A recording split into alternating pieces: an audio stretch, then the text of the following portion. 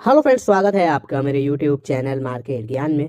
आज की इस वीडियो में हम बात करने वाले हैं HFCL के बारे में। स्टॉक के बारे में बात करना काफ़ी ज़्यादा इंपॉर्टेंट भी है, क्योंकि ऑलरेडी तो इसने बहुत ज़्यादा ही बेहतरीन रिटर्न्स बनाकर दिए हैं, लेकिन फिलहाल में कुछ ऐसी अपडेट्स निकल कर आ रही हैं जो कि आपके लिए जानना बहुत ज़्यादा इंपॉर्टेंट है। अगर आप एक ऐसे स्टॉक में इन्वेस्टमेंट कर चुके हो या करना चाहते हो जो कि आपको कुछ ही दिनों के अंदर मल्टीबैगर रिटर्न्स बनाकर देता है। आपसे बस इतनी सी रिक्वेस्ट है कि अगर आपको वीडियो को कंटेंट अच्छा लगे, इन्फॉर्मेटिव लगे, तो प्लीज़ एक लाइक और कमेंट में अपने ओपिनियन जरूर मेंशन करिएगा। अगर आप चैनल को सब्सक्राइब कर लेंगे तो ऐसी इंटरेस्टिंग वीडियोस आपके पास डेली टाइमली पहुंचते रहेंगे, तो प्लीज़ चैनल को सब्सक्राइब भी कर लीजिएगा। तो HFCL में अगर हम यहाँ पर फ्राइडे को देखते हैं तो लगभग लोअर सर्किट लगा था एंड 4.81% के आसपास की गिरावट। स्टॉक जो है वो अब अपने जो हाईएस्ट पॉइंट है यानी कि 229 उससे काफ़ी नीचे आ चुका है। फिलहाल में जो ट्रेडिंग है वो 200 रुपये से नीचे की चल रही है। एग्जैक्टली बात करें तो 197 पर ट्रेड कर रहा है। इवन अगर हम यहाँ पर बात करते हैं फ्राइडे को तो 202 पर ओपन होकर 204 रुपये का हाई भी बना था, लेकिन जो यहाँ पर आपको सर्किट लगा वो सर्किट लगा 196 का एंड उसके बाद थोड़ी सी रिकवरी आई और एग्जैक्ट क्लोजिंग 197 पर हुई। लेकिन पिछला जो पूरा वीक रहा है वो आपको 5% की गिरावट के साथ ही देखने को मिला है। पिछले एक महीने में भी करेक्शन ही इस स्टॉक के अंदर चल रहा है। पिछले 6 महीने में आप यहाँ पर देखोगे तो कहानी जो है वो 223% के रिटर्न्स की नजर आती है और असली एग्जैक्ट जो सिनेरियो चला है वो चला है अप्रैल से। ठीक है, अप्रैल से लेके अब तक बहुत ज़्यादा इंप्रेसिव रिटर्न्स यहाँ पर बने हैं। इवन YTD अगर हम बात करते हैं तो 186% के रिटर्न्स आपको यहाँ पर HFCL में देखने को मिलते हैं।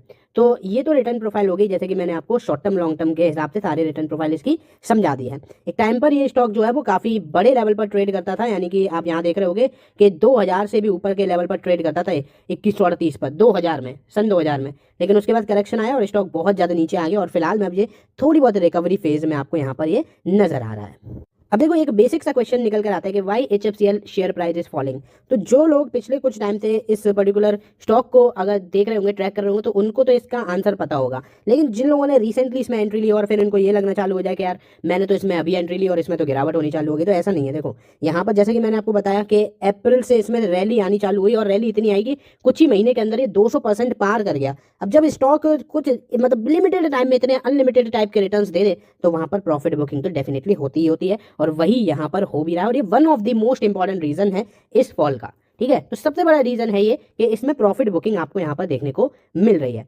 लेकिन फिलहाल में अगर आप यहाँ पर इनके फ्यूचर प्लान्स देखते हो तो वो कोई छोटे मोटे प्लान नहीं है, बहुत बड़े प्लान है। Setting up an optical fibre plant by investing 5.8 billion rupees to reduce reliance on import, scaling the defense business in wire harnesses, aerospace, radar and electronic fuses, growing export contribute to revenue from Europe, Africa and Middle East। ठीक है, तो यहाँ पर आपको जो कहानी नजर आ रही है वो फ्यूचर प्लान्स बहुत ज़्यादा तगड़े नजर आ रहे हैं।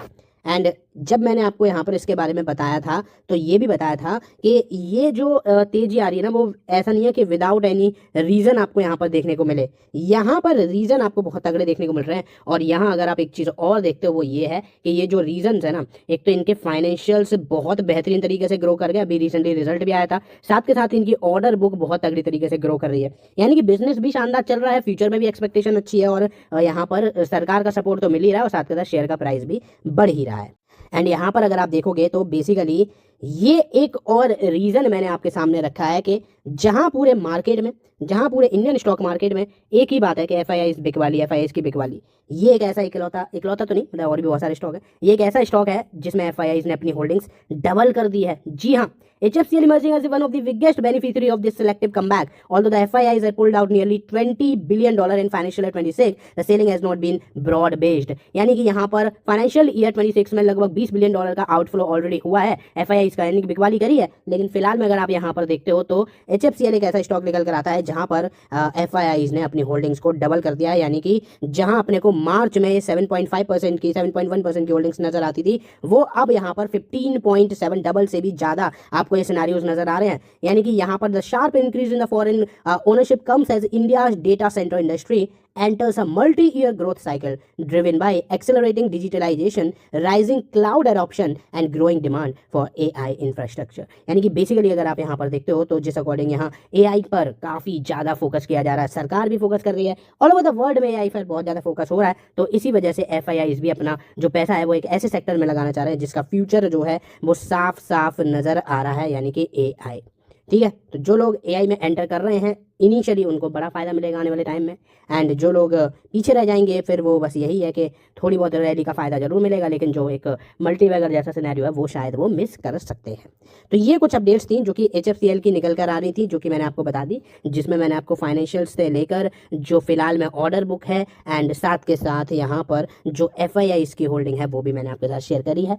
बाकी मैंने ऑलरेडी चैनल पर IRFC की वीडियो अपलोड करी हुई है, जाकर जरूर देख लेना। यस बैंक में कुछ बड़ी चीज़ें हो रही हैं वो जाकर आप जरूर देखना। एंड बाकी फिलहाल इस वीडियो में बस इतना ही। वीडियो अगर आपको अच्छी लगी हो तो प्लीज़ एक लाइक और चैनल को आप सब्सक्राइब जरूर कर लीजिएगा, ताकि ऐसी इंटरेस्टिंग वीडियोज़ आपके पास टाइमली आते रहें। धन्यवाद।